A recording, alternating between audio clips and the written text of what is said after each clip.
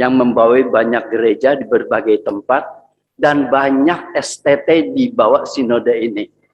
Dan Pak Daniel sendiri dulu pernah sebelumnya memimpin STT Jeffrey di Makassar. Dan saya sangat senang karena orangnya saya nggak pernah lihat marah. Ya, tapi yang paling tahu Ibu nanti ya Bu. Baik, terima kasih hari ini Pak Daniel boleh ada di tengah kita dan kita membangun suatu kerjasama antara STT Jeffrey dengan STT Baptis Indonesia Jakarta. Nah, ini menjadi suatu mitra yang akan kita melayani bersama.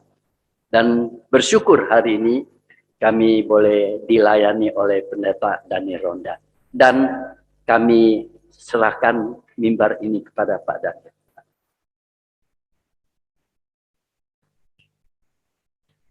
Bapak Ibu yang terkasih, selamat pagi, selamat hari Minggu, Shalom. Ya, baik yang ada di rumah maupun yang ada di gereja di tempat ini. Terima kasih Pak Gembala, Bapak Pendeta Erwin, sahabat lama. Sejak lama kita berjumpa baik di Surabaya maupun di Makassar dan juga akhirnya ketemu di sini. Dan 5 tahun yang lalu saya pindah ke Jakarta dan senang boleh diundang dalam pelayanan di tempat ini. Sebelumnya, mari kita masuk dalam doa, kita tunduk kepala, kita berdoa. Tuhan,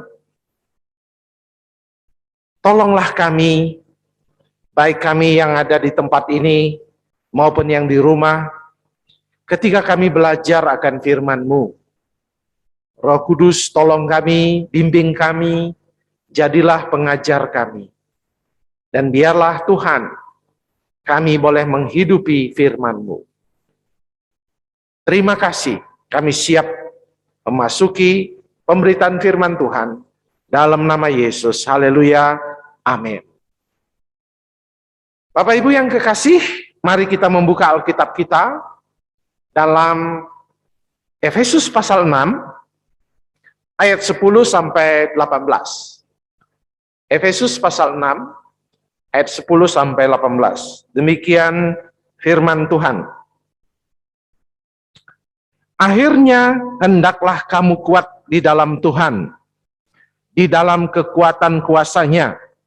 Kenakanlah seluruh perlengkapan senjata Allah, supaya kamu dapat bertahan melawan tipu muslihat iblis. Karena perjuangan kita bukanlah melawan darah dan daging, tetapi melawan pemerintah-pemerintah, melawan penguasa-penguasa, melawan penghulu-penghulu dunia yang gelap ini, melawan roh-roh jahat di udara.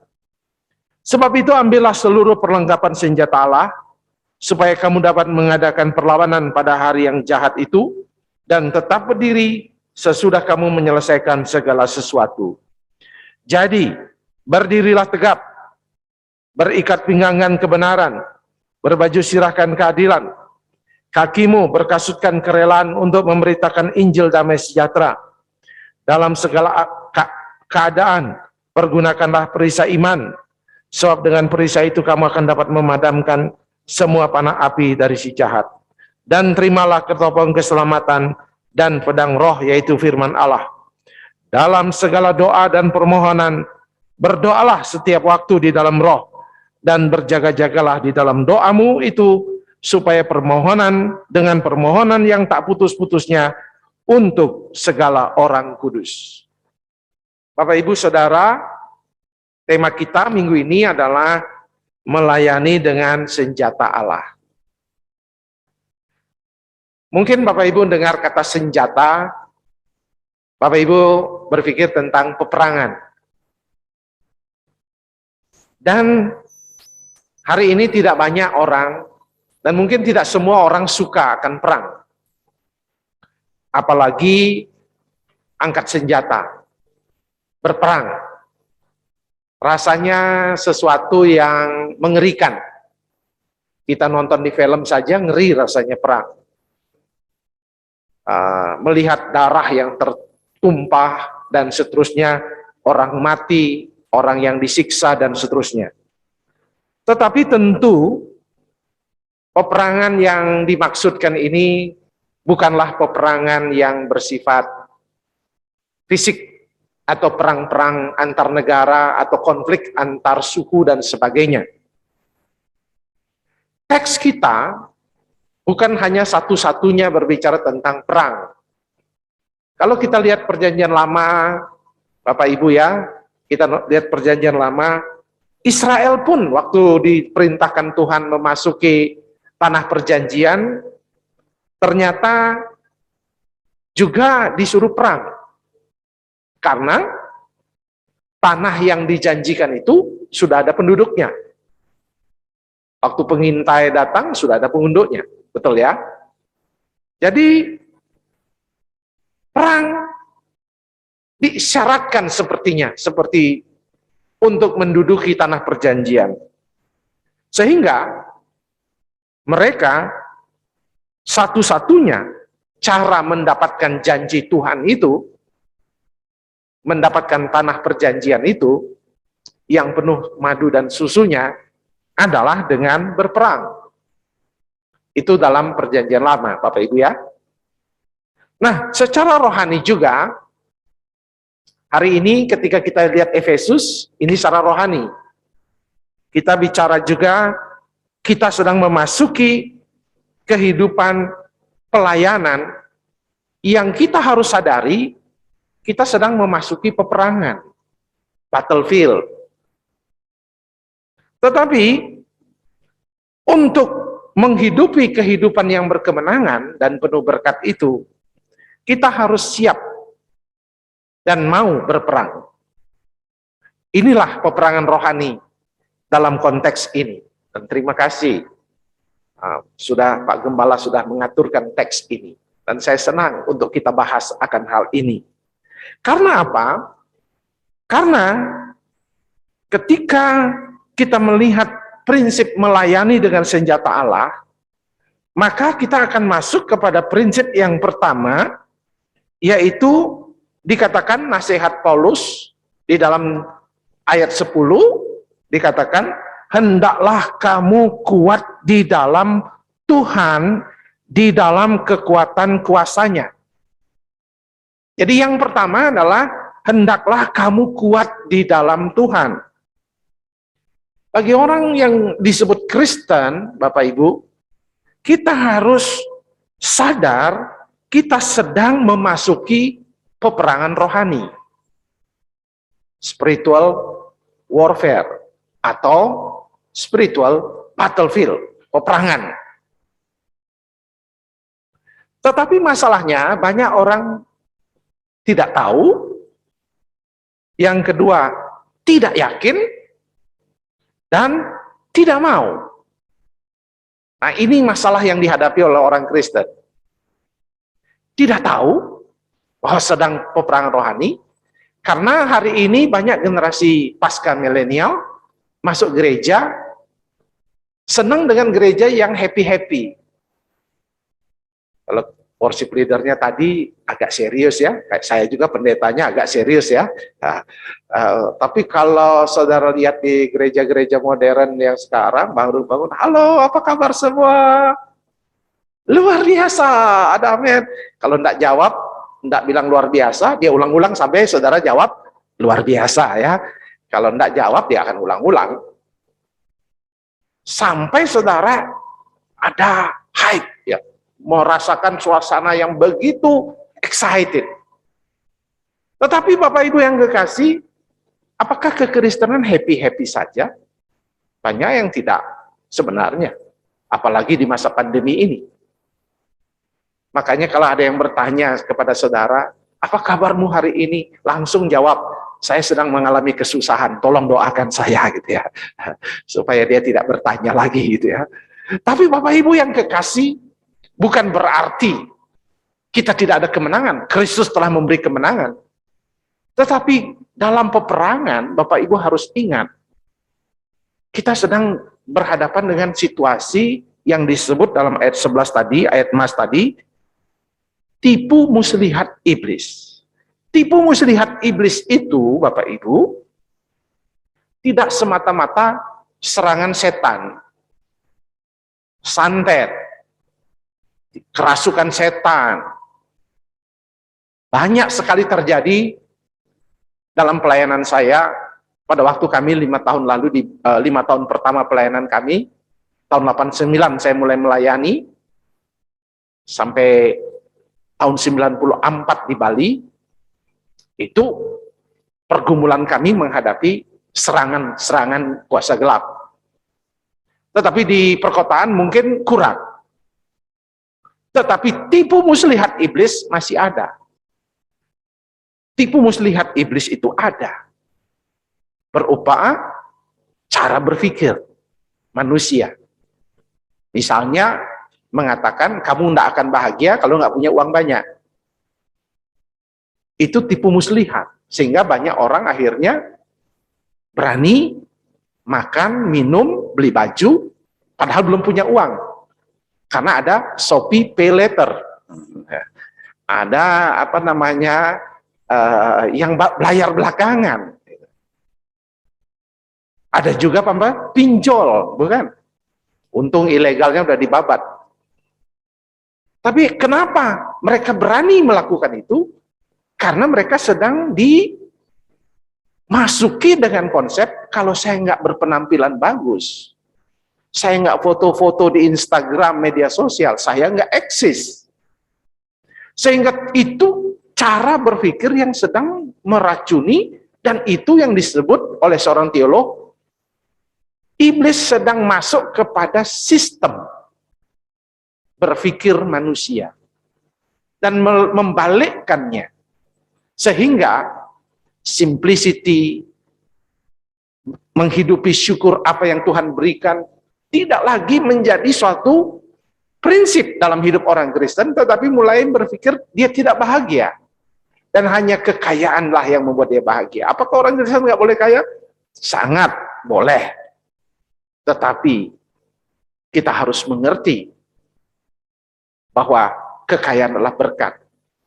Nggak boleh punya baju branded? Boleh. Tapi prinsipnya apa? Setelah uang ada. Bukan sebelum uang ada. Dan itu pun harus ada tujuannya, kata Robert Kiyosaki.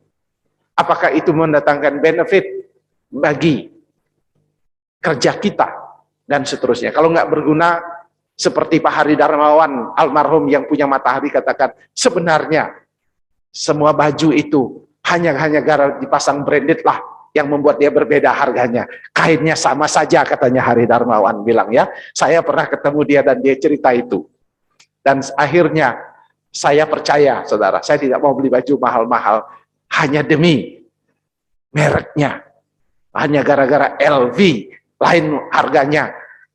Padahal dibuat di Bandung. Ya. Jadi Bapak Ibu yang kekasih, evil system yang disebut itu, sistem kejahatan telah diubah cara berpikir. Dan itulah yang disebut tipu muslihat iblis. Jadi tidak semata-mata serangan kuasa gelap. Apalagi Bapak Ibu, kalau misalnya tidak pernah berhubungan dengan dukun, tidak pernah berhubungan dengan orang-orang pintar, tidak pernah dikasih barang-barang yang bungkus-bungkus merah, bungkus apapun, semuanya itu tidak ada, kecil kemungkinan kita diserang, dirasuk dan semuanya. Karena apa? Karena kita tidak pernah berhubungan. Tetapi tipu muslihat iblis tetap bisa bekerja. Dia mengubah cara berpikir kita. Di internet, dimanapun, diubahkan cara berpikir manusia terhadap Tuhan, hubungan, kepemilikan, dan seterusnya. Jadi, hendaklah kamu kuat di dalam Tuhan adalah mengingatkan kita sedang memasuki peperangan rohani, dan kita sedang, yang kedua, menghadapi tipu muslihat iblis, dan kita diminta untuk bersiap. Karena secara fisik, Bapak Ibu pasti sudah siap menghadapi maling di rumah misalnya. Bapak Ibu punya pagar, punya pintu, kunci, lock, kamera, semua. Itu secara menghadapi serangan, kemungkinan diserang maling dan sebagainya.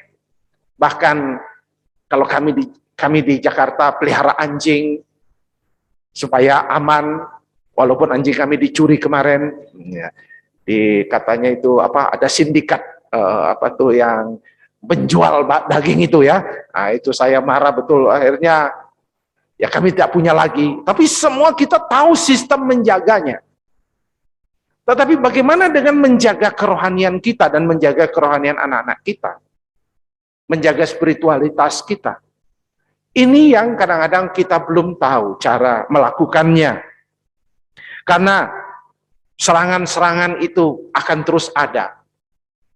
Tiba-tiba kita mendapat kaget tentang keluarga kita, menghadapi tantangan dalam pelayanan kita dan seterusnya. Itu sebabnya kita harus kuat di dalam Tuhan. Mengapa ayat ini penting saya tekankan, ayat 10? Karena untuk kuat tidak bisa dengan diri sendiri, hanya dengan Tuhan. Ada amin. Hanya dengan Tuhan. Harus ada kebergantungan kita. Ya.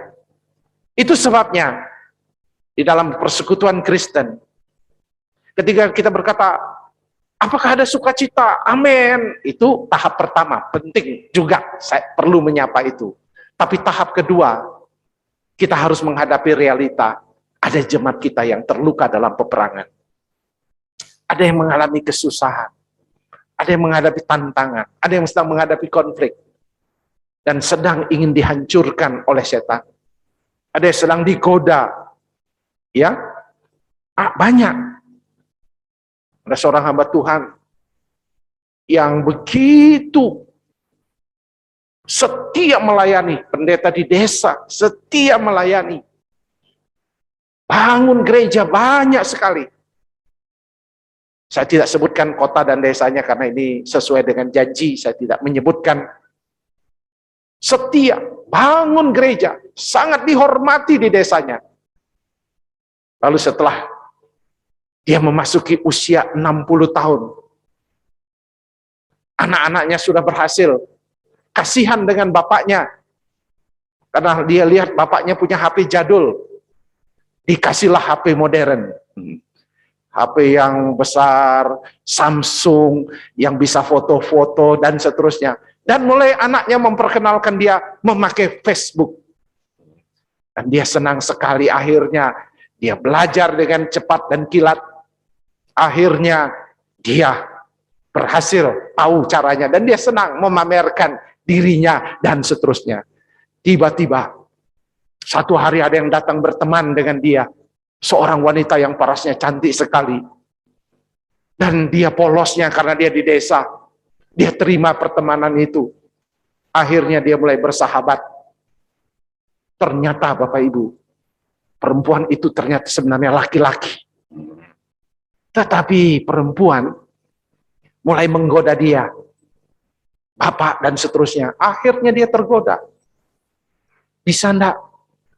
Bapak mau lihat saya punya? Dia kasih tunjuk wanita telanjang. Wah, dia kaget.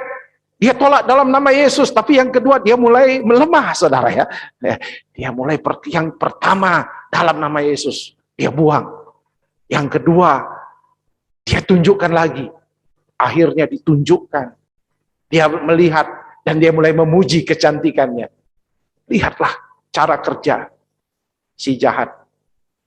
Ketidaktahuan, ketidakpahaman membuat bapak yang begitu setia membangun gereja begitu banyak tergoda. Tapi cerita tidak berhenti sampai di situ. Si bapak mulai ditanya, masa saya aja terus yang buka baju? Bapak juga dong. Dia mau, saudara. Dan dia pergi. Bagaimana caranya? Selfie katanya. Oh, selfie, saudara. Dia pergi ke kamar mandi selfie. Dan ketika dipuji-puji dia tambah senang. Akhirnya, berikutnya, wanita ini meminta uang dan memerasnya. Dan mengatakan kalau tidak, gambar bapak saya akan sebarkan. Dan dia mulai ketakutan. Dia sudah kirim uang sampai 30 juta. Dan apa yang terjadi? Dia menghubungi saya dan dia menangis. Padahal saya masih muda. Saya sudah jatuh, Bapak. Saya menangis dengan dia. Saya menangis dengan dia. Saya mengatakan, Bapak tidak tahu kita sedang memasuki peperangan. Bapak tidak tahu ini barat. Bapak sedang terluka. Ayo, kita bangkit. Biarkan dia berancaman itu. Blok. Biarkan dunia tahu. Kalau memang dia mau. Bapak terima disiplin rohani. Dia menerima disiplin rohani selama 6 bulan tidak melayani. Dia menyesal. Dan Bapak Ibu yang kekasih, hari ini setelah dipulihkan Tuhan angkat lagi. Dia mengatakan, saya sudah benci terhadap dosa. Dan saya tahu di mana kelemahan saya. Dan hari ini dia diangkat jadi pemimpin lagi. Karena kerendahan hati. We are all in battlefield. Mungkin berbeda-beda. Mungkin bukan teknologi kelemahan kita. Mungkin apa kelemahan kita. Semua kita memiliki kelemahan dan sedang berperang. Dan sedang menghadapi tipu muslihat iblis. Anak muda harus aware. Orang tua harus aware. Dan apalagi generasi milenial. Usia-usia 40-50, wah sangat rentan. Karena dunia ada di genggaman tangan kita. Dan semuanya bisa terjadi. Jadi ketika Paulus mengatakan, hendaklah kamu kuat dalam Tuhan. Tuhan ingin saudara dan saya mengatakan, saya kuat hanya oleh karena anugerah Tuhan. Bukan karena kehebatan saya. Yang kedua, prinsip melayani dengan senjata Allah. Ayat 13 dimulai, ambillah seluruh perlengkapan senjata Allah. Karena kita sedang menghadapi ayat yang ke-12, melawan roh-roh jahat di udara. Spiritual forces. Bapak Ibu mungkin tidak mengerti tatanan ilmu setan itu, Bapak Ibu. Bapak Ibu, ada namanya, kalau kami pendeta di STT namanya okultisme, ada materi kuliah itu. Tapi Bapak Ibu mungkin tidak perlu mengertinya secara detail, tetapi ada sistem pemerintahan mereka, teritorial mereka. Kalau Bapak Ibu masuk ke Bali, mungkin Bapak Ibu merasakan ada sedikit ya bulu kuduk berdiri atau apa, itu ada teritorialnya, karena memang kuat kuasa kegelapannya. Ada pemerintahannya.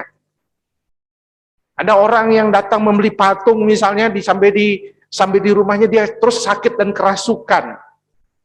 Karena patungnya nggak ada masalah, kalau patung biasa saja, tapi mungkin dia sudah disembayangi dan kuasa kegelapan sudah ada.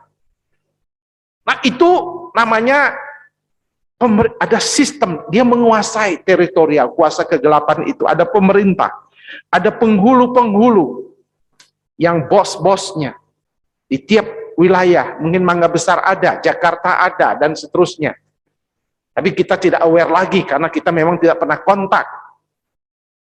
Tetapi semua ini mungkin dia tidak serang langsung dengan suasa gelap seperti yang saya katakan, tapi ada cara berpikir, tipu muslihat yang lain yang ia pakai, dan seterusnya.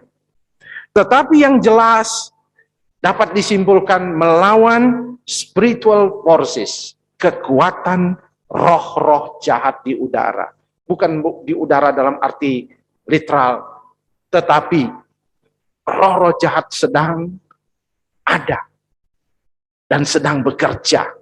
Nah, Bapak Ibu yang kekasih, oleh sebab itu kenakanlah, setelah kita harus kuat di dalam Tuhan, yang kedua, kenakanlah seluruh perlengkapan itu. Yaitu apa saja? Mulai dari ayat yang ke-14. Berdirilah tegap, berikat pinggangkan kebenaran. Saya akan uraikan sedikit, tidak panjang. Berikat pinggangkan kebenaran. Ketika Paulus membayangkan orang Kristen sedang berhadapan dengan tipu muslihat iblis, ia sedang membayangkan orang Kristen itu punya baju tentara seperti tentara Roma. Bapak Ibu, anak-anak muda di sini banyak juga yang suka nonton film-film perang, pasti film-film perang kuno, pasti tahu. Lengkap sekali mereka punya baju-baju perang. Kalau sekarang pun sudah disesuaikan dengan perang modern. Tapi perang dulu mereka punya perlengkapan itu. Yang pertama, berikat pinggangkan kebenaran. Karena di ikat pinggang ini ada beberapa senjata untuk dipakai. Entah senjata berupa pedang, atau panah, ikat pinggang yang dipakai, yang ke sini atau ke pinggang dan sebagainya. Apa maksudnya berikat pinggangkan kebenaran? Kebenaran berbicara tentang truth. Berbicara tentang bagaimana dikatakan dalam Yohanes 8 ayat 32, jika kamu dalam Kristus, Dia akan memerdekakan kamu. Kemerdekaan yang sesungguhnya ada di dalam Kristus. Mengapa harus berikat pinggangkan kebenaran? Karena iblis, bapak segala dusta. Bagaimana caranya? Dia membisikkan kepada kita, kamu orang munafiklah di gereja. Kamu orang nggak baik, 6 hari masuk gereja sok suci lulah. Segala kebohongan, segala ketidakbenaran mulai ditanamkan. Dan itu kadang-kadang membuat orang merasa tertuduh. Baik dalam relasinya dengan pasangannya maupun dengan Tuhan. Dan itulah cara kerja iblis. Kebenaran yang dimaksudkan adalah ketika saudara dan saya percaya bahwa Tuhan Yesus sudah menebus dosa-dosa saya. Dan Dia menghapuskan masa lalu saya. Masa lalu saya mungkin banyak salah. Tapi masa depan saya selalu penuh dengan harapan. Ada amin, saudara. Jadi jangan merasa itu. Seringkali kita tidak bisa maju karena tertuduh di dalam kesalahan-kesalahan kita. Jadi berikat pinggang kebenaran. Yang kedua, baju zirah. Berbaju zirah. Berbaju, pakai baju yang untuk memproteksi alat-alat penting dalam tubuh kita, organ-organ yang sangat vital dalam tubuh kita, kita harus protect kalau mau perang. Dan dia membayangkan baju zirah itu baju keadilan. Apa yang dimaksud dengan itu? Keadilan, righteousness, yang bisa juga disebut kebenaran. Ingat, Kristus telah menghukum, Tuhan menghukum dosa, tapi oleh keadilan Kristus, hukuman itu telah diambil, dan Dia sendiri telah menanggung keadilan itu, hukuman itu. Dan saya sekarang menjadi orang yang dibenarkan. Dua ini sebenarnya berkaitan, sehingga kita hidup dalam kebenaran. Bapak Ibu, ini penting di dalam saudara dan saya maju bersama dengan Tuhan. Dalam bisnis, dalam pekerjaan. Kadang-kadang kita tidak bisa maju karena ada rasa tuduhan-tuduhan itu. Dalam hubungan suami istri, dalam hubungan dengan anak, kadang-kadang kita diperhadapkan dengan situasi di mana saudara merasa ada yang membuat saudara tidak nyaman, yaitu suara yang menuduh saudara. Itulah tipu muslihat iblis. Hati-hati, kita harus memiliki keadilan, yaitu righteousness itu, yang itu dibenarkan karena Kristus yang menerima keadilan itu ganti kita. Yang ketiga, kaki yang berkasutkan kerelaan memberitakan Injil damai sejahtera.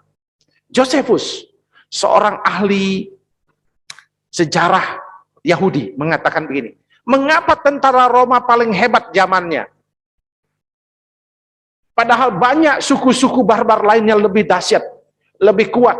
Suku bangsa Gaul misalnya, ototnya lebih tinggi, lebih besar. Dan saudara, Bapak Ibu mungkin pernah ke Eropa ya. Saya pernah ke Inggris dan saya bertemu dengan orang-orang Skotlandia begitu. Wah, rasanya saya di Indonesia sudah tinggi. Sampai di sana ada lagi yang super tinggi dan dadanya besar, saudara. Wih, saya bilang ini kok ada manusia model begini. Besar, luar biasa. Tetapi mengapa tentara Roma bisa menguasai Eropa dan mengalahkan bangsa-bangsa yang gede-gede ini? Salah satu menurut catatan Yosefus adalah karena sepatunya. Ya, menarik ya, karena sepatunya, kasutnya istimewa, dibuat dari khusus kulit binatang dan dipakaikan berlingkar, diikat, sehingga dia bisa lari dalam peperangan, sehingga ketika musuh menaruh semua bentuk duri atau apapun namanya, paku-paku atau apapun namanya, dia bisa tetap lari dan lewat. Karena apa? Karena kasutnya, nah memang ini dalam bahasa Yunani tidak ada kata sepatu, sepatu baru ditemukan modern ya. Jadi bayangkan aja ini kasut, ini sepatu maksudnya. Kakimu berkasutkan kerelaan untuk memberitakan Injil damai sejahtera.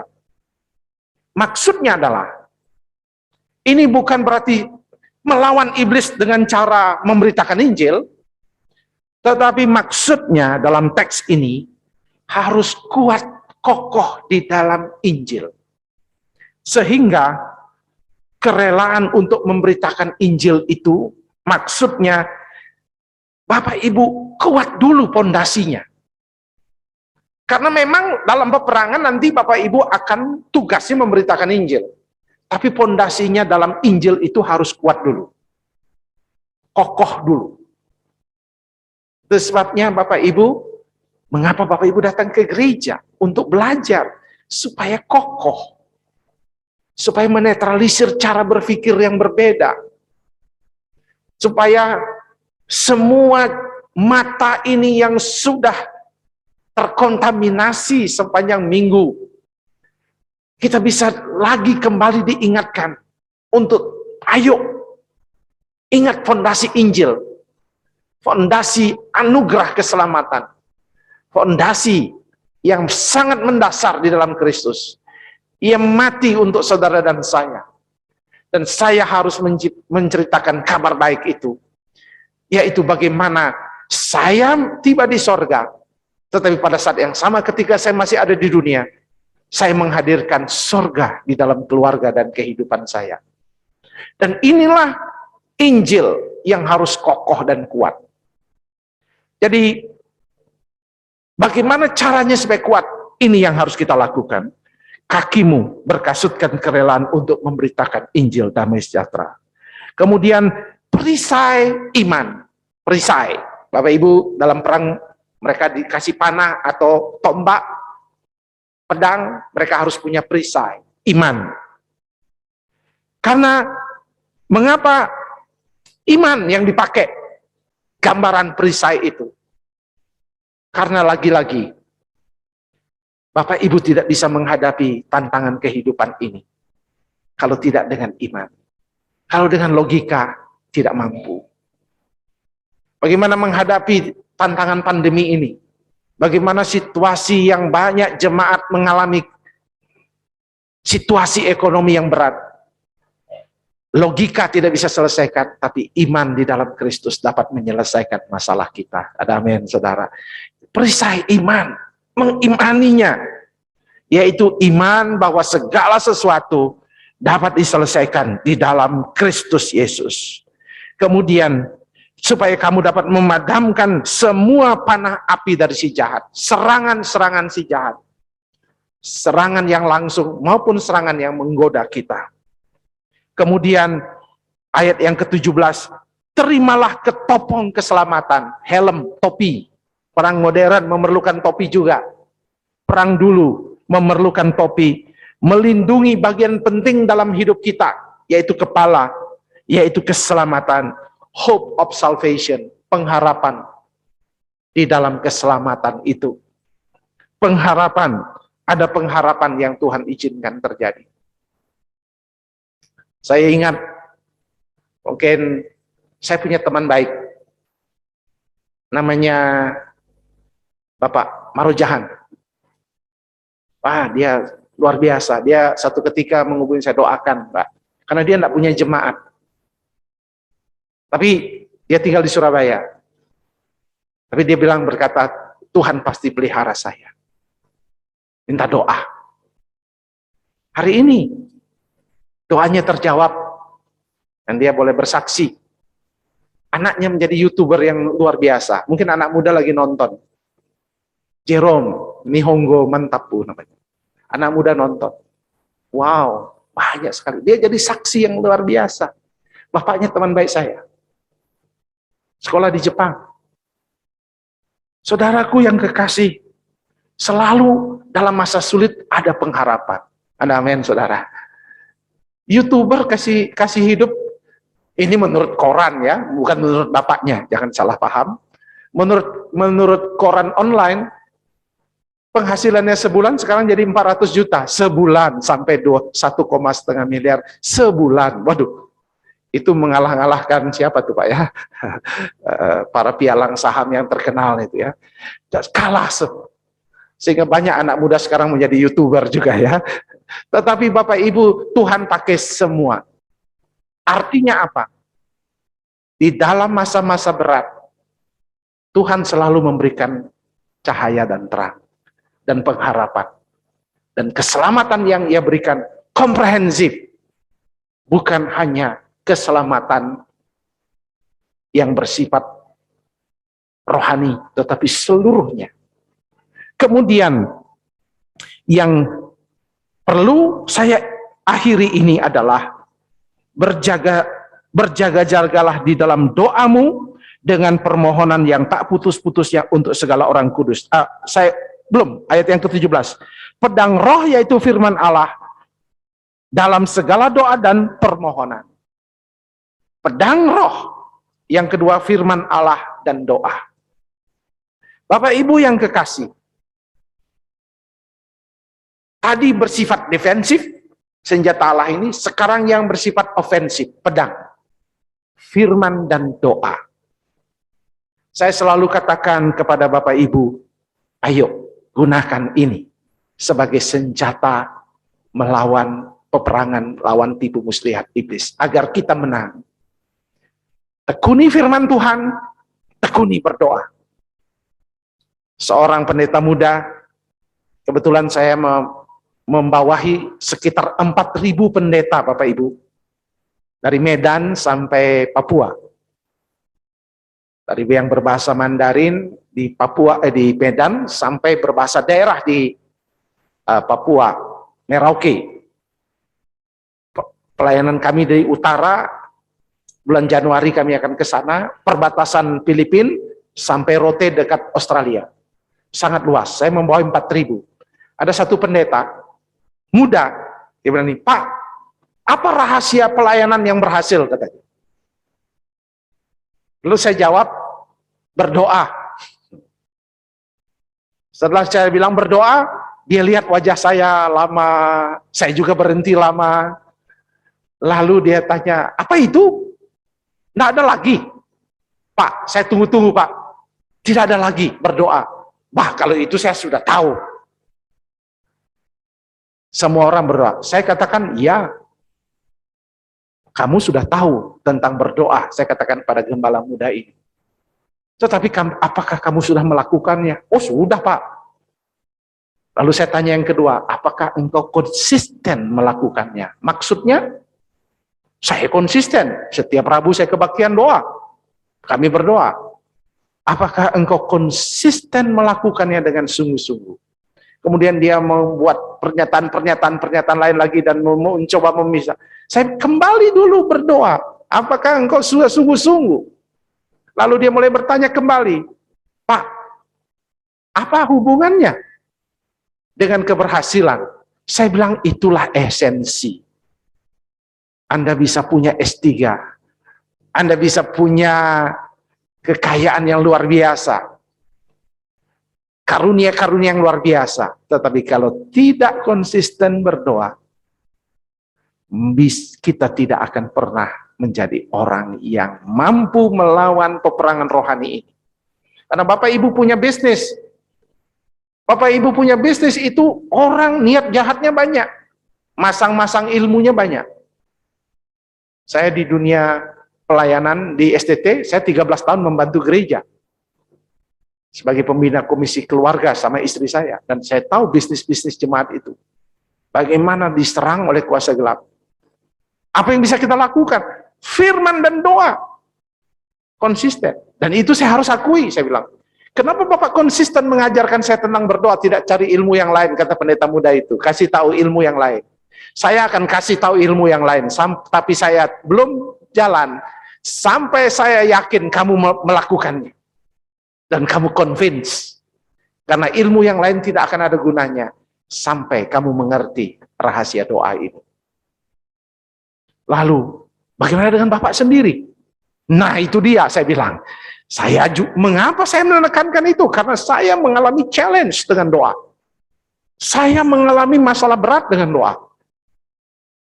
Saya kadang-kadang semangat sekali berdoa, Bapak Ibu. Saya bisa doa puasa. Bisa doa 40 hari bisa. Setelah itu kadang-kadang down, lupa, malas. Saya mengalami. Wah, kalau gitu dia bilang, Bapak sama dong dengan saya katanya ya. Ini Bapak pendeta muda. Iya, saya sama. Tapi saya cari jalan. Karena saya tahu sedang dalam peperangan rohani. Caranya bagaimana? Caranya saya menciptakan, kalau sekarang singkat cerita, saya membentuk namanya tim-tim doa. Saya membuat jadwal doa. Karena di mana ketika saya tidak mampu, ada orang lain yang dengan jadwal itu, kami kadang-kadang malas ya, masuk akhirnya. Karena ini sebuah keharusan. Saya tidak bicara gereja, tetapi bicara tentang setiap rumah tangga. Konsisten berdoa. Doakan usahamu. Doakan pasangan kita. Doakan anak-anak kita. Tumpang tangan untuk mereka. Luar sana kita tidak tahu apa yang mereka akan buat.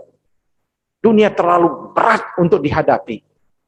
Dan yang bisa melawannya hanya doa. Yang senjata yang paling ampuh. Dan saya harus mengakui, istri saya tahu. Istri saya mengingatkan saya, Pak, ayo berdoa. Kadang-kadang berdoa saya pendek sekali. Udah ingatkan saya, Pak, agak panjang sedikit lah. Ya. Challenge. Menghadapi tantangan buat saya. Kadang-kadang rasio saya kuat sekali. Tapi Tuhan ingatkan saya untuk berdoa. Kami membuat jadwal-jadwal doa ketat. Saya membuat tim doa Grace Ministry Jakarta. Di Menara Doa Timika. Saya membuat bukit doa Ayalon di Alor. Kita kirim doa dan memastikan tiap hari terjadi doa. Karena saya tahu 4.000 gereja ini sedang dipertaruhkan. Bukan dengan kehebatan manajemen kepemimpinan yang hebat. Hanya dengan doa. Begitu pula ketika bisnis Bapak Ibu. Mungkin Bapak Ibu tidak kuat berdoa. Perlu menitipkan bahan doa itu di gereja. Lalu meminta tim doa untuk berdoa. Karena kuasa kegelapan sedang menipu kita. Sedang mengejar kita. Mengintip kita. Dan seterusnya. Menghancurkan kita. Jangan percaya dengan cerita-cerita di media sosial. Sukses tidak ada ada pengacara yang hebat selalu begini-begini tangannya ya. Wah, itu jangan percaya Bapak Ibu bahwa dia bahagia selalu. Saya tahu cerita apa yang terjadi di baliknya. Tetapi karena apa? Kuasa gelap sedang mengejar dan menipu. Jadi kita punya usaha pun harus dibungkus dengan doa. Inilah pedang roh yang harus kita pegang. Jangan berpikir lawan kita itu hanyalah langganan dan seterusnya. Ada orang yang sedang menghancurkan kita. Saya ingat di Makassar, kami punya jemaat, punya jual barang campuran. Laris sekali. Tapi setiap pagi dia lihat ada orang taruh-taruh, karena barang campuran ada 2 toko di sebelahnya juga jual kurang ramai. Jadi dia marah, rupanya dia pasang orang-orang pintar untuk menghancurkan dia. Dan dia mulai sadar ada gangguan itu. Dan apa yang dibuat? Mendatangkan kami tim hamba Tuhan untuk mendoakan dan terus mendoakan untuk melindungi. Jadi perang rohani, perang spiritual ini, spiritual warfare ini sedang terjadi. Dan Bapak Ibu, saya katakan tidak ada yang dapat kita andalkan kecuali hanya doa. Ada amin, saudara. Saya menantang Bapak Ibu untuk berdoa sebagai senjata pamungkas dengan firman Tuhan. Kami sedang terus menggalakkan. Walaupun saya sudah membaca Alkitab berkali-kali, tapi saya mengajak jemaat untuk membaca 3 pasal sehari. Dan hari ini kita memasuki pasal yang berikutnya lagi. Ketika sudah habis, dilanjutkan lagi. Karena kita tahu itulah senjata yang paling kuat. Bapak Ibu yang kekasih, sebagai penutup, apakah kita sudah siap memasuki peperangan rohani? Dan apa yang membuat kita khawatir? Dan apa langkah kemenangan yang kita harus buat? Ingat, kita sudah punya pemenang, yaitu Yesus. Kita sudah punya pemenang. Dan Ia mau kita mengalami kemenangan. Mari kita berdoa. Tuhan, berbicaralah kepada kami, dan teruslah berbicara kepada kami. Jamah kami Tuhan, berkati kami, tolong kami. Sadarkan kami sedang memasuki peperangan rohani. Dan kami tahu senjata kami adalah firman Allah dan doa. Tuhan, berkati kami Tuhan, berkati jemaat-Mu, berkati Bapak Gembala, berkati pengurus, berkati saudara-saudara kami yang di online, sertai mereka dalam kehidupan mereka, jaga mereka, lindungi mereka, berikan mereka perisai iman, menggunakan ketopong keselamatan, berikat pinggangkan kebenaran, berbaju sirahkan keadilan, dan kaki yang berkasutkan kokoh dalam Injil dan pemberitaannya.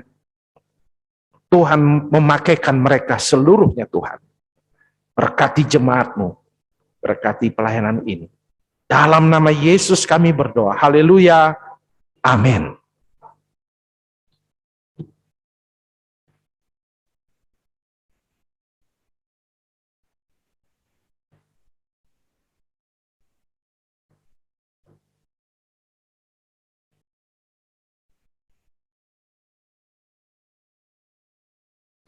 Terima kasih kepada Pendeta Daniel Ronda untuk firman-Nya. Biarlah firman itu tidak berlalu begitu saja, tapi kita dapat melakukan dalam kehidupan kita sehari-hari.